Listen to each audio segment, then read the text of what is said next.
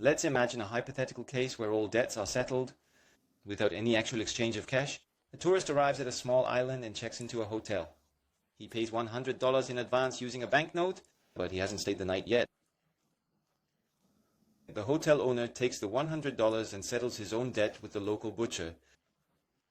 The butcher then uses that money to pay the farmer he owes.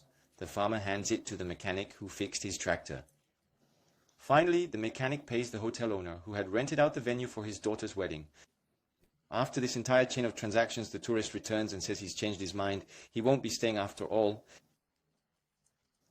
The hotelier refunds the $100 and the tourist leaves. There's been no change from how things were before the tourist arrived, except that all debts on the island have been settled. Fascinating, isn't it? It's a story that goes straight to the heart of the matter. Simply put, the tourist didn't actually spend money on the island, handed over the cash and got it back. All the interwoven debts on the island were cleared. The book suggests that without this money, the debts might have caused conflict. That's what the author points out, but as I've told you before, money ultimately solves the problem of information. This story perfectly illustrates that money is simply a ledger, not something that needs intrinsic value or utility. In fact, this may not have been the author's original intention, but here's what we can draw from it. This isn't magic. Back in the age of discovery, trust among tightly knit merchant circles, even as far back as the 12th century, allowed them to clear debts without money, using instruments like bills of exchange. Suppose on this island the butcher, the farmer, and the mechanic all knew each other well, and were aware that their debts were roughly equal and interconnected. The hotel owner too is both debtor and creditor, just like the butcher. Everyone's in debt and owed. They just owe different people, so once the loop completes, it all balances out. So in the end, that $100 the tourist briefly handed over and took back wasn't even needed. The balances could have existed purely as accounting entries because everyone was both debtor and creditor. And while this may sound like a stretch, if you scale this up, you'll find that the global economy operates in a very similar way.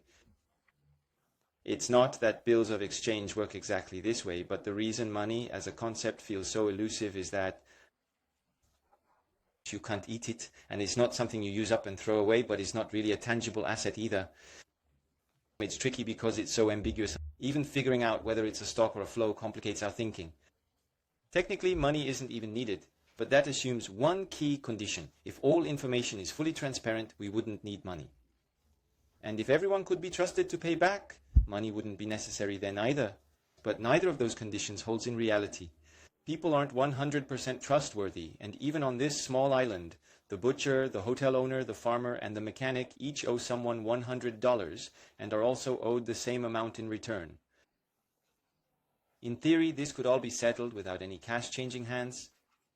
Of course, it's just a hypothetical example. The $100 simply came and went, and yet it feels like the $100 somehow did all the work. But in truth, the $100 did nothing. Under a proper bill of exchange system, it's just a matter of reconciling ledgers to offset debts. But as I mentioned before, money's there to insulate you from risk. If even one link in this chain of credit and debt breaks down, distrust and insolvency can quickly ripple through the system. Default, meaning someone fails to repay a debt, spreads like contagion. All those debts turn toxic and bring the whole system down. But if I receive cash in advance, I'm insulated from whether my partner's partner can pay. If everything is interconnected through bills of exchange, the risk spreads endlessly. It's a matter of information and trust. Credit and information, in essence. And in a way, trust or credit is also an issue of information. It's about knowing whether someone will default or honor their debt. So in truth, cash has nothing to do with things you can eat, even though some people seem to think that it does, and it's not inherently useful in any practical sense. It's just a number in the ledger. Economists actually understand this quite well. That's why we still need cash, because trust isn't perfect and we don't have all the information. Over time, various methods were tried to manage this problem, and economists like to believe that it eventually evolved into a system where governments took control. Yet ironically, it's often these very bureaucrats who undermine credit and manipulate information. You see it in inflation, interest rate manipulation, and the like. That's why the philosophy behind Bitcoin is rooted in what economist Milton Friedman called the constant K. If money is needed as the economy grows, it should increase at a constant, predictable rate, K. Because when central banks like the Fed intervene arbitrarily, money ceases to solve the information problem, and instead generates even more informational distortions. So, when the state takes control of money, its original function can become irrelevant, or worse. In the end, what we can learn from this story is, whether it's crisp paper, gold, or even cigarettes as currency, that's not what matters. What matters is that money functions as a unit of information that helps settle debt. This unit of information addresses an underlying problem, the fragmentation of knowledge. We need money because information is siloed. So why did the tourists' $100 solve the problem on the island? The hotel owner had both receivables and payables. He was owed money by the farmer, and he owed money to the butcher. But the butcher didn't know how all the debts were interconnected, so he didn't realize that once the money circulated, his debt would be cleared. Because of these information silos, the circulating money effectively solved the problem of hidden information. If everyone on the island had access to a shared ledger, they could have simply reconciled the information without needing the $100. The local economy would have restarted smoothly after a pause, and circulation would resume naturally.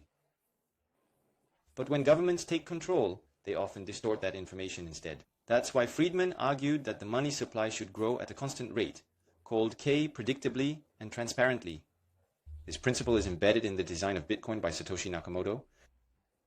Bitcoin's supply increases at a fixed, predictable rate. At this point, there's little room left for debate about the nature of money. It's a matter of information and trust, not a matter of physical substance. Whether it's printed on paper or who issues it, that's all secondary. Whether you call it intrinsic value or debate over the issuer, those are all peripheral concerns. The only essential question is, does the money function as a ledger that resolves informational and credit barriers, or does it amplify them? That's the real issue. So if there's a bill of exchange and no barrier to information, then only credit and debt relationships remain. And as for credit and debt, within this monetary system, when you buy something, the moment you complete a transaction, that moment creates a creditor-debtor relationship. Even if it lasts only a second, it's still a credit-debt relationship. Because I took possession of the item, I settle my debt instantly. That's called payment, or in legal terms, discharge. Since money functions to discharge debt, money exists to facilitate this ongoing cycle of credit and debt, especially within complex supply chains. It's necessary because of the information barriers between participants. When I lack insight into others' financial situations, I prefer cash over bills of exchange to shield myself from unknown risks. But if transactions occur within a tight-knit circle, then everything can operate with bills of exchange and no cash at all. That's the idea illustrated by the story we discussed. So if someone criticizes Bitcoin by saying it has no intrinsic value or who's the issuer, tell them this story, the island story, and say you've completely misunderstood the nature of money. Economists who truly understand money see it this way. Money's role is to reconcile ledgers and settle debts. Whether money has intrinsic value or who issues it is largely irrelevant and secondary. That's what you should help them understand.